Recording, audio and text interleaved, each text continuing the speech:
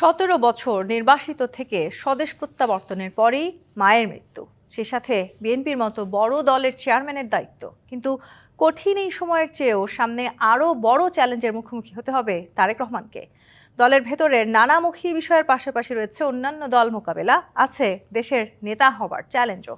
সেই সাথে পড়তে হবে কূটনৈতিক, অর্থনৈতিক, এমনকি দুর্নীতি প্রতিরোধের মতো কঠিন বিষয়ের মুখেও। কিভাবে তিনি এসব মোকাবেলা করবেন, তাই এখন বড় প্রশ্ন। দীর্ঘ নির্বাসনের পর তারেক রহমানের স্বদেশ প্রত্যাবর্তনের পর আনন্দ নিরানন্দে পরিণত হয় 5 দিনের ব্যবধানে মায়ের মৃত্যুতে। তার 10 দিনের মাথায় বিএনপির চেয়ারম্যানের দায়িত্ব। শোকের ধাক্কা সামলে নিয়ে এখন দল সামলানোই কি শুধু, নাকি এসব ছাপিয়েও আরো বড় চ্যালেঞ্জ আছে সামনে? বিশ্লেষকরা বলছেন রাজনৈতিক বিশাল চ্যালেঞ্জ পার হতে হবে তারেক রহমানকে। তিনি কি শুধু দলের নাকি তিনি জাতির? তার প্রমাণ করার টাইমটাই শুরু হলো। আমরা তার বিভিন্ন কাজকর্ম, তার কথা, তার আচার আচরণ, তিনি কি প্রতিশোধমূলক রাজনীতি করবেন নাকি সমঝোতামূলক রাজনীতি করবেন, এই বিষয়গুলো দিয়েই প্রমাণ হবে যে তারেক জিয়া কি জনগণের নেতা হইতে পারছেন কিনা বা পারবেন।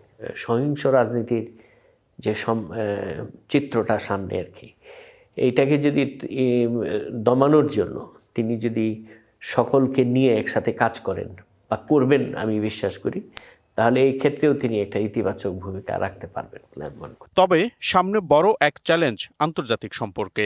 অবশ্য সেখানে রয়েছে সম্ভাবনাও। যদি বিএনপি ক্ষমতায় যায় তাহলে স্বাভাবিকভাবে তারেক জিয়ার একটা বড় ভূমিকা থাকবে। যেই অ্যাটেনশন দেওয়া হচ্ছে এমন বিভিন্ন দেশের কূটনীতি বা তাদের যে অফিসিয়ালস একেবারে বাংলাদেশে আসার যে ব্যাপারটা, আমাদের আশা করি আশা থাকবে বা বিশ্বের একটা আশা থাকবে যে এই গুডউইল যেটা তৈরি হয়েছে এবং বিভিন্ন দেশের যেই কূটনীতিকরা যারা আসলেন এবং যে রেসপেক্ট দিলেন, সেটা বিএনপিও চেষ্টা করবে হয়তো তার মতন সাজিয়ে বাংলাদেশের যে উন্নয়নের যে কাঠামো, সেই কাঠামোর দিকে নজর দিবে।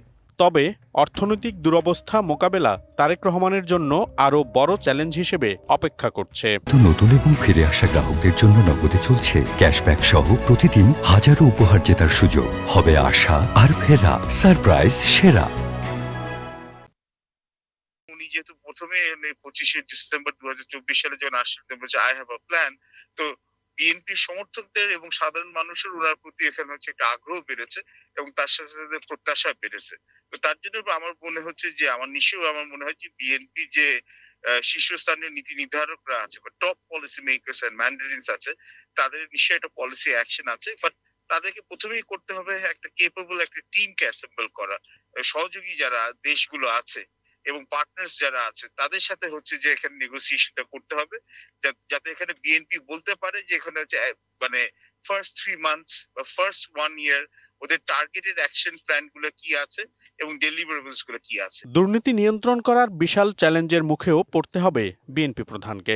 আগে তো ছিল 5 আগস্ট 2024-এর আগে পর্যন্ত, এখন যেটা শুরু হয়েছে চলেছে শুধু যে দলবাজি, দখলবাজি, চাঁদাবাজি মাঠ পর্যায়ে হয়েছে তাই নয়, এমনকি মামলা বাণিজ্য, গ্রেপ্তার বাণিজ্য, ট্যাগ বাণিজ্য, জামিন বাণিজ্য, এই বিষয়গুলো কারা করেছে?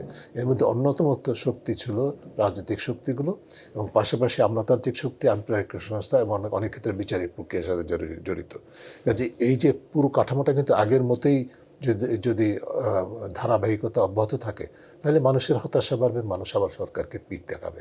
সবকিছু ছাপিয়ে নানামুখী চ্যালেঞ্জ মোকাবেলা করে সামনে এগিয়ে যেতে হবে তারেক রহমানকে, যেখানে বন্ধুর পথ পার হতে হবে বিচক্ষণতার সাথে, সিদ্ধান্ত হতে হবে নির্ভুল ও নির্ভীক। এমনটাই মনে করছেন বিশ্লেষকরা। মনিরুল সোহাগ, ডিবিসি নিউজ, ঢাকা।